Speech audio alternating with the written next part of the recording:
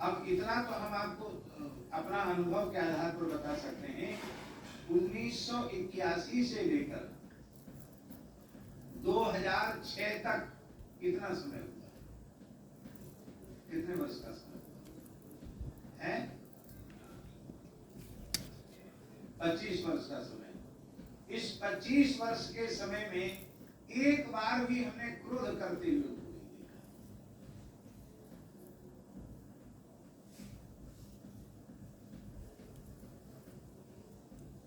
किसी की निंदा उनकी वाणी से नहीं सुनी, किसी वस्तु व्यक्ति पदार्थ के प्रति उनके मन में तनिक भी आकर्षण नहीं देखा।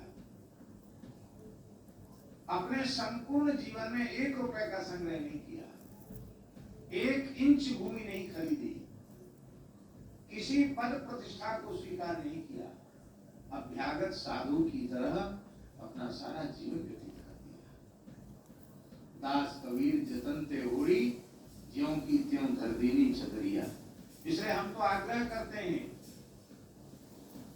कि वर्तमान में नए साधकों को साधुता का स्वरूप क्या है, इसको समझने के लिए पूज्य सद्गुरुदेव भक्तमाली जी के सद्गुरु चरितामृतम ग्रंथ को पढ़ना चाहिए।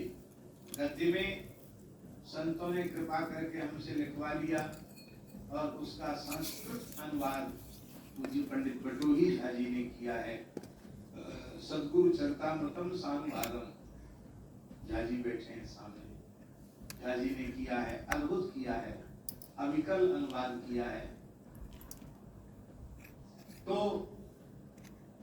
इसीलिए कहते हैं, पूज्य बक्सर वाले मामा जी ने ये बात कही थी, भैया प्रचार प्रसार के बल पर बहुत से लोग महात्मा बन जाते हैं, साधु बन जाते हैं, पर जिनके प्रत्येक व्यवहार में साधुता का परम परम आदर्श है, ऐसे पूज्य हमारे बाबा सरकार, उनके जीवन के संस्मरण संग्रहित होने चाहिए, क्योंकि भविष्य में साधकों का ये पथ प्रदर्शन करेंगे।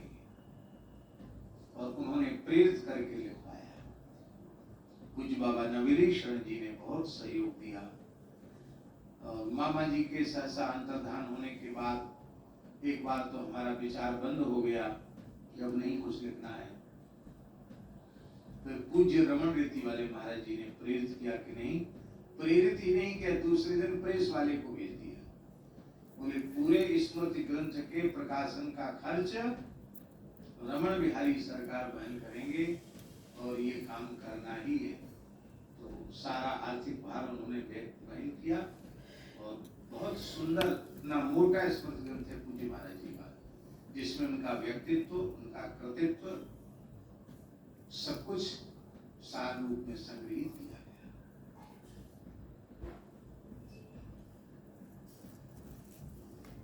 एक गांव से गुरुजी विचित्र विचित्र घटना है। हनुमान धारा एक जगह है, वहां से महाराज जी दर्शन करके आ रहे थे। सर्दी का समय था, हम भी साथ में थे। तो गांव के देवता, ग्राम देवता चबूतरों पर रहते हैं, तो किसी किसी के सिर भी आते हैं। गांव में होता है ऐसा। एक नाई बोला, महाराज ये हमारे थे कि गौण बब्बा आए पांव पल्लो, बुंदेली भाषा है, हमारे यहाँ के गौण बब्बा नाम के देवता, इनको प्रणाम कर लो। तो महाराज जी ने कपड़ा का जूता पहने थे, तो साधारण सा जूता जो बिना पीते का आता है, तुरंत जूता एड़ी से ही जूता खोला, सर्दी थी तो सिर पे कपड़ा बांधे थे, उसको खोला और चबूतरे पे सिर रखकर प्रणाम करके बोले, जो शिशोषि तब चरण नमामि, मोह पर कृपा करिए अब स्वामी। ये हम सुन रहे हैं चौपाई।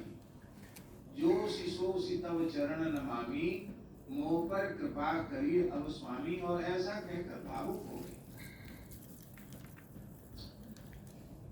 हम चप्पल पहन के थोड़ी दूर खड़े थे, हम तो केवल देखते रहे, कुछ बोले नहीं।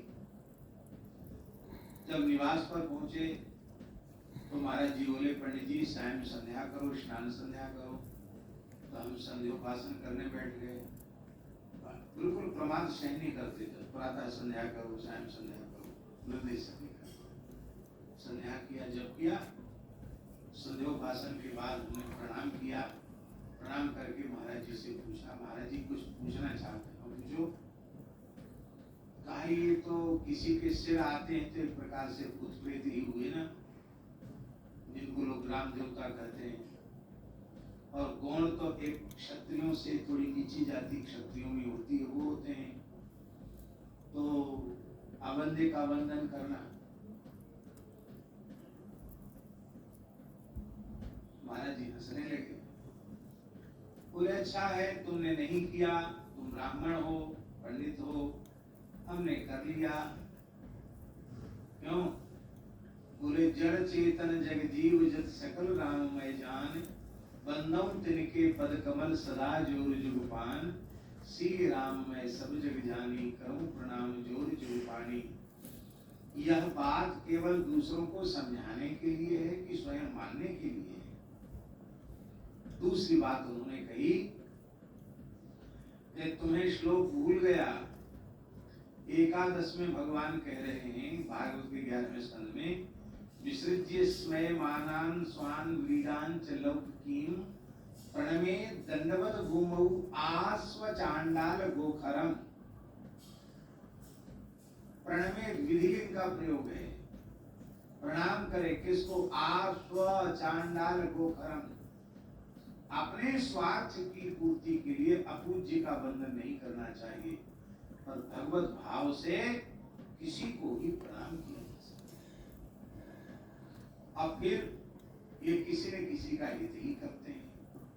बोले नामदेव जी तो प्रत्यक्ष प्रेत में परमात्मा का दर्शन कर सकते हैं। आज मेरे आए लंबकनाथ, धरती पांव स्वर्ग लो, धरती पांव स्वर्ग लो, माथो जोजन भरी भरी हाथ, शिव संकादिक पार न पावे, तैसे सखा विराजित साथ, नामदेव के प्रभु अंतर्यामी कीनो मोहि सनाथ। नामदेव जी प्रत्यक्ष प्रेत में विठल भगवान का दर्शन कर रहे हैं और हमने एक ग्राम देवता को नमस्कार कर लिया तो आपको समस्या हो रही है। तो हम समझ गए महाराज जी सब में भगवत भाव। कैसी उनकी विचित्र स्थिति थी। यहाँ मलुक पीठ में तब निर्माण नहीं था, पुराना मंदिर था। महाराज जी मलुक पीठ में निवास करने लगे थे और हॉल का काम चल रहा था। तो आचार्य नेत्रपाल जी हैं, हमारे साथ श्री रंगलक्ष्मी विद्यालय में पढ़े हुए हैं। तो उन्होंने कहा यहाँ कुछ लोगों को भागवत पढ़ा दिया करो। ठीक है, वो भागवत पढ़ाने आते थे। तो पौष शुक्ला षष्ठी पूज्य महाराज जी की आविर्भाव की तिथि, जन्म की तिथि। तो हमको याद था, तो हमने कहा महाराज जी से पूछेंगे तो महाराज जी तो बिल्कुल निषेध करेंगे इसका, अब वो प्रसन्न नहीं होंगे। लेकिन हम लोग कम से कम महाराज जी का पूजन करके पहली बार ये चेष्टा की गुरुजी कि महाराज जी का जन्म उत्सव। तो ये कहा गया कि किसी को बताना नहीं। और महाराज जी से कहा महाराज जी भागवत विद्यालय में आप थोड़ी देर चलिए, वहाँ हम लोग आपका पूजन करना चाहते हैं। महाराज जी सहज भाव से आगे बैठ गए। फिर बोले आज कोई विशेष पर्व है जो आप लोग माला पहना रहे हो, चंदन लगा रहे हो, पूजा कर रहे हो, आज कोई विशेष उत्सव पर्व है क्या? पता नहीं कैसे एक विद्यार्थी ने कह दिया गुरुजी आपका जन्म दिवस है। इतना सुनते ही महाराज जी को भी स्मरण में नहीं था कि जन्म दिवस है। इतना सुनते ही थोड़े से उदास से हो गए। हमने कहा महाराज जी कुछ थोड़ा आशीर्वाद दे दीजिए। महाराज जी बोले अपूज्या यत्र पूज्यन्ते पूज्य पूजा व्यतिक्रमः त्रीणि तत्र भवन्ते व दुर्भिक्षम मरणम है। कहते मेरे जैसे अपूज्य की पूजा हो रही है, इसलिए सारे संसार में दुर्भिक्ष मरण और भय फैल रहा है। भैया पूजा तो भगवान की होनी चाहिए, भक्तों की होनी चाहिए। हमारे जैसे साधारण मनुष्य को नहीं। यह उनका भाव था।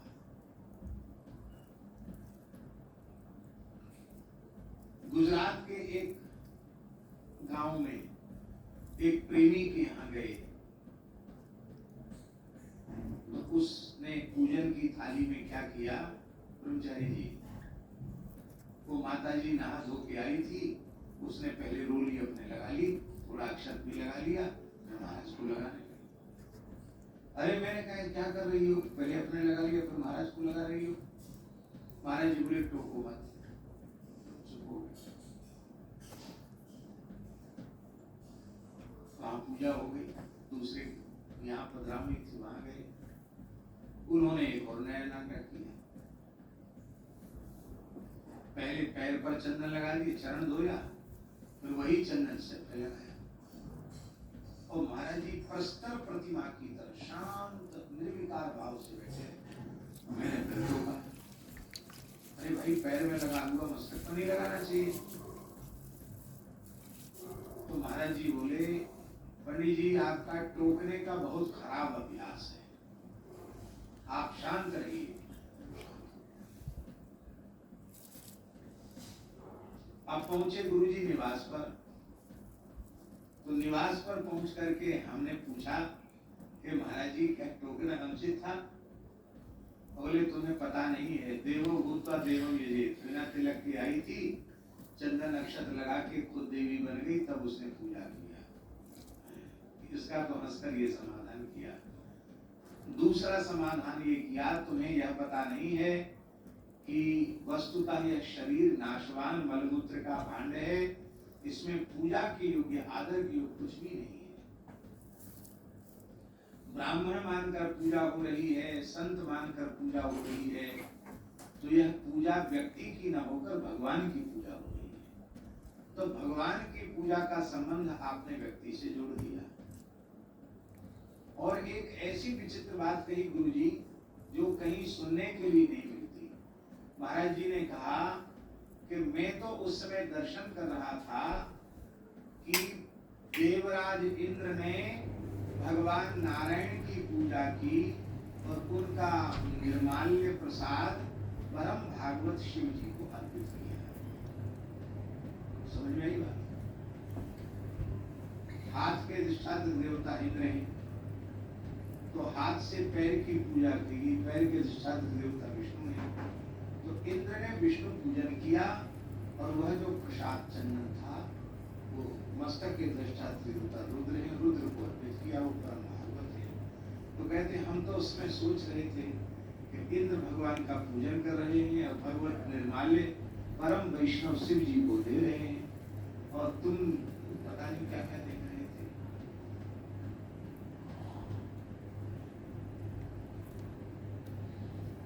उनकी आध्यात्मिक अवस्था कितनी उन्नत थी, इसको पूज्य मिश्री जी गुरुजी ने बहुत निकट से,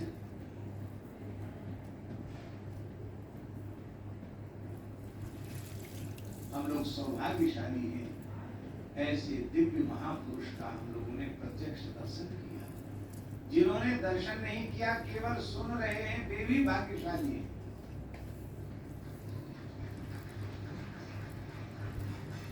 सारे लक्षण प्रत्यक्ष विद्यमान। तितिक्षवः कारुणिकाः परम करुणा सुहृदः सर्वदेहिनां, प्राणी मात्र के सच्चे हितैषी, केवल अन्नहीन को अन्न देना, वस्त्रहीन को वस्त्र देना, धनहीन को धन देना, रुग्ण व्यक्ति को औषधि देना, यह भी हित है। पर जीव का परम हित है उसे भगवत साक्षात्कार कराकर आत्माराम, आप्त काम, पूर्ण काम, परम निष्काम बना देना, ज्ञान विज्ञान से संपन्न कर देना, भगवत प्राप्ति के पथ पर अग्रसर कर देना, यह परम हित है। और अपने जीवन में न जाने कितने जीवों को महाराज जी ने विशुद्ध भगवत भक्ति के मार्ग का पथिक बनाया। माता जी के जीवन में जो कुछ विशिष्टताएं थी उसके मूल में पूज्य सद्गुरुदेव श्री भक्तमाली जी महाराज की घटना थी। और हम फिर स्मरण करा रहे हैं, गांव में पूज्य महाराज जी ने अपने प्रवचन में कहा था, आपको स्मरण हो या न हो, महाराज जी ने कहा था, पंडित जी इनका तिरस्कार नहीं करना, आध्यात्मिक स्थिति में यह आपसे बहुत आगे है। पिताजी को और उनकी परम गति ने और उनकी जीवन की दिव्य अनुभूतियों ने यह साबित कर दिया कि उनकी आध्यात्मिक अवस्था कितनी उन्नत थी, और इस उन्नत अवस्था का मूल था पूज्य गुरुदेव का। तो कितने ऐसे जीव जिनको महाराज जी की कृपा से जीवन का अलग लाभ मिल गया। अजात शत्रवः, भगवान के भक्तों के शत्रु का जन्म ही नहीं होता है। वो निश्चय कर लेते हैं कि मेरा शत्रु इस धरती पर उत्पन्न नहीं हुआ। शांता, पूज्य महाराज जी कहते थे, अजात शत्रवः अतएव शांता। जो अजात शत्रु होगा वही शांत होगा। आपके हृदय में जिस किसी व्यक्ति के प्रति शत्रुता का भाव होगा, कुछ न क्रिया प्रतिक्रिया करें ना आप करें, लेकिन उस व्यक्ति के उपस्थित होने मात्र से आपका चित्त शांत हो जाता है। और आप समझते हैं कि कोई शत्रु धरती पर हमारा पहले ही नहीं हुआ, तो अशांति कहां से आवेगी। अजात शत्रवः शांता, शांता का टीकाकारों ने अर्थ किया है षडूर्मिशून्याः, षडूर्मियों से वे षड विकारों से रहित होते हैं। शांताः साधवः, साधव का अर्थ है परोपकारिणः, परोपकारी होते हैं। पर उपकार वचन मन का आया, पर उपकार वचन मन का आया। संत सहज स्वभाव अगराया, संत सहज स्वभाव अगराया। परोपकारी होते हैं। और कैसे होते? साधु भूषणा। साधु भूषणा का अर्थ होता है कि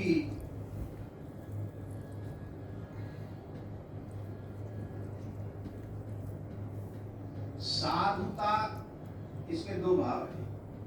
साधु समाज के वे भूषण होते हैं, भूषयन्ति भूषणा, माने इन लक्षणों से युक्त जो संत हैं वो संत समाज को सुशोभित करने वाले।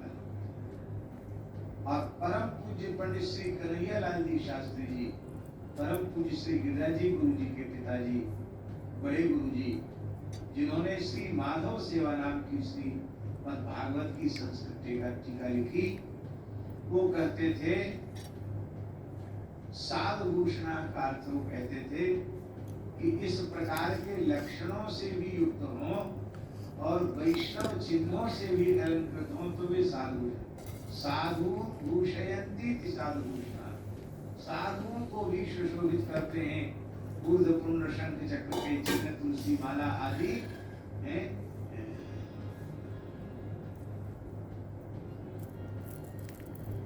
ये कंठ लग्न तुलसी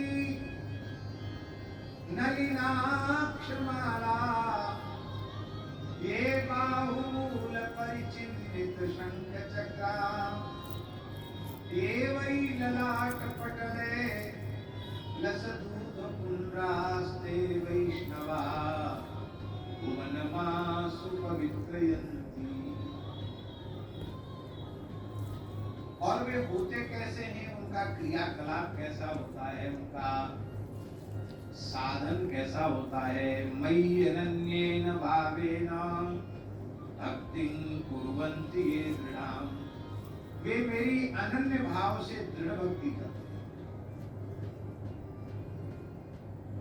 भक्ति में दो चीजें राघवदास, एक अनन्य भाव और दूसरा दृढ़ भाव।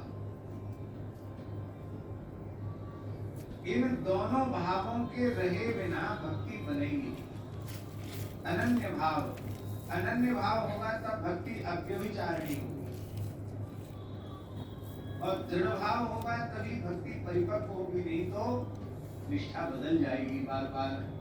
इसलिए अनन्य भाव और दृढ़ भाव से जो मेरी भक्ति करते हैं और मत करते त्यक्त कर्माणा, मेरे लिए संपूर्ण कर्मों का त्याग कर देते हैं, कर्म फल का त्याग कर देते हैं, अथवा सर्व कर्म समर्पण कर देते हैं। कायेन वाचा मनसेन्द्रियर्वा बुद्ध्यात्मना वानुसृत स्वभावात् करोति यत् सकलं परस्मै नारायणायेति समर्पयेत्। मत्कृते त्यक्त कर्माणः त्यक्त स्वजन बान्धवाः, सगे संबंधी बंधु बांधवों में होने वाली आसक्ति का भी त्याग कर देते हैं। अब त्यक्त स्वजन बांधवा, इसका अर्थ यहाँ किसी गृहस्थ विरक्त की, सन्यासी और अन्य किसी वर्ण या आश्रम विशेष की बात नहीं की जा रही। यहाँ इन लक्षणों से युक्त व्यक्ति की चर्चा की जा रही है। तो इस त्यक्त स्वजन बांधवा, ये जो लक्षण है ये गृहस्थ पुरुषों में कैसे घटित होगा? तो गृहस्थ पुरुष भगवान के भक्त सज्जन साधु सिद्ध नहीं होंगे क्या?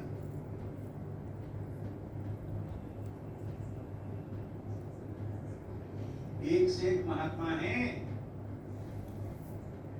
आप भक्तमार्ग ग्रंथ को उठाकर देख लीजिए, हम कहेंगे 80-90% भक्त गृहस्थ भक्त ही, एक से कुछ कोटि की भक्त। नामदेव जी गृहस्थ थे, 56 बार भगवत साक्षात्कार किया। श्री नरसिंह मेहता जी 52 बार भगवत साक्षात्कार किया, एक से भक्त।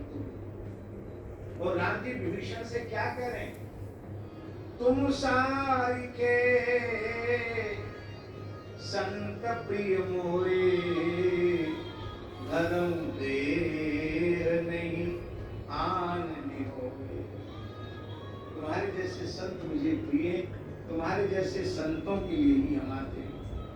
राम जी उनको संत कह रहे हैं विभीषण जी को, और भोले बाबा भी संत कह रहे हैं विभीषण जी को। उमा संत कह है बड़ाई, मंद करत जो करे भला। Please like, share and subscribe Shaligram तुलसी पूजन संपूर्णम और अपनी प्रबोधनी काशी पे। तो आपको सबको शुभकामनाएं। राधा कृष्ण की जय। प्लीज़ लाइक शेयर सब्सक्राइब कीजिए। मिलते हैं नेक्स्ट व्लॉग में। राधे राधे। और आसक्ति का त्याग यदि नहीं किया गया तो आप अनुचित न मानना, अन्यथा न मानना। आसक्ति का